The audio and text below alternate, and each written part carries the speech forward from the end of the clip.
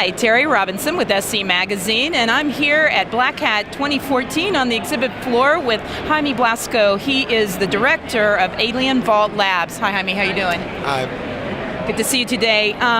Let's start off. What are some of the biggest threats you guys are seeing? I will say that this year during the last few years, we have seen a really increase on the number of campaigns and groups that are performing cyber espionage. And we are seeing, in the last few years, we were tracking, most of them were coming from China mainly, but we are seeing more and more campaigns and groups that are operating from other countries. So, like Russia? Well, Russia is one of the, they have a good history on all these kind of attacks, but they were basically, in the past, they were performing more financial crime, what we call crimeware, that is basically trying to compromise banking credentials, for instance, but they are also starting to perform all these targeted attacks against other kind of industries and trying to steal confidential data and intellectual property. Okay, are any countries taking you by surprise, or?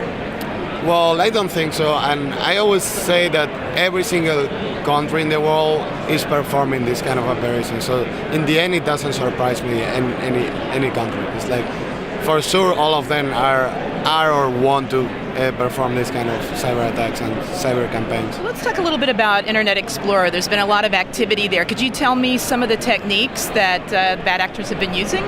Yeah, well, like a few weeks ago, we published this research that we did that was basically like we were describing some of the new techniques that attackers have been using in the last few months.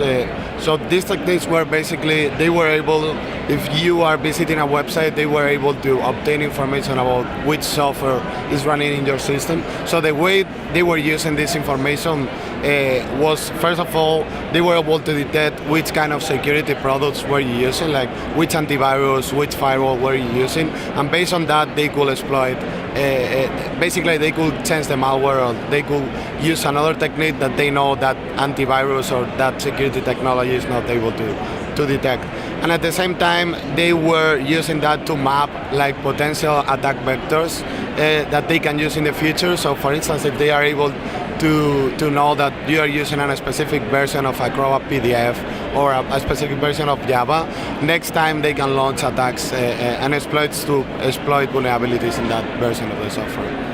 Okay, what about, let's talk about the Tor network for a moment, because there's been a lot of talk about efforts to de-anonymize it. So how comfortable can Tor users be that their privacy is protected, or can they be? And then what do they need to do to ensure their privacy is protected? Yeah, the deal with Tor is like, Tor was created to give you, to let you be anonymous on the internet, but the thing is like you cannot truly trust Tor. It's like you have to use other techniques in order to be, sure that, not only law enforcement, that other people can intercept your communications and can see what you're using either on the internet and within Tor.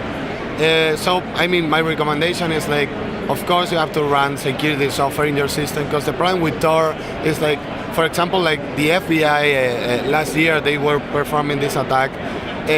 So they were planting exploit code in specific websites within the Tor network. So when people were visiting those websites, they were able to exploit a vulnerability in Firefox, and they could actually de-anonymize those users because they were obtaining the MAC addresses that is basically the unique identifier of your system. So, you have to use this, basically use the same techniques that you use to browse the internet. So antivirus, update your systems, try to use a secure browser. So I always recommend Chrome.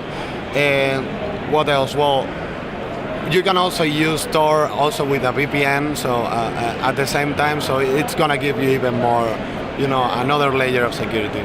Any surprises on the threat landscape these days? Well, I will say that, and we have seen this theme during Black Hat, is like this new theme of the Internet of Things. We are seeing how you can easily hack into home alarms, you can easily hack into medical devices, into airplanes, into everything that is connected to a network. So I guess we already knew that, but I think this year is a year where the security industry is trying to talk a lot about that, and we should have a plan in order to secure those kind of devices, because at some point it's going to backfire. I mean, it's especially those devices especially medical devices and all that it's really important that we have a plan in order to secure those. Yeah, well, there's a lot at stake there. There seems to be problems, I guess, these days just protecting more traditional devices. How's that going to work with the Internet of Things, though? I mean, are there any particular measures that you see coming down the pike? Well, I guess we are going to use the same technologies that we have been using to protect other kind of systems, but I think the solution for this problem is really start designing those devices from the beginning with security in mind.